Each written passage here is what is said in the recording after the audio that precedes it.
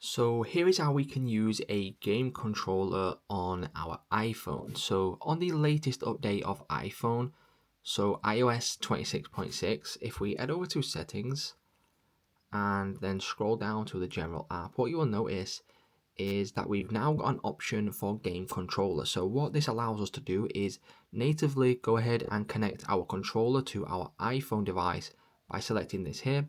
And all you need to do is connect this via Bluetooth or via wired connection. So if you want to do it by Bluetooth, of course you need to go over to your Bluetooth settings here, and then you just want to go ahead and connect it. So as you can see, I've got my DualSense wireless controller here, and then once we have done that, we are then good to go. And once you turn on your DualSense and put this into pairing mode, you will then be able to select it here, and then you will then be able to play games and stuff like that on iPhone on a controller. So it's just that simple, guys. If this video did help you out, please leave a like on today's video, and I will see you in the next one.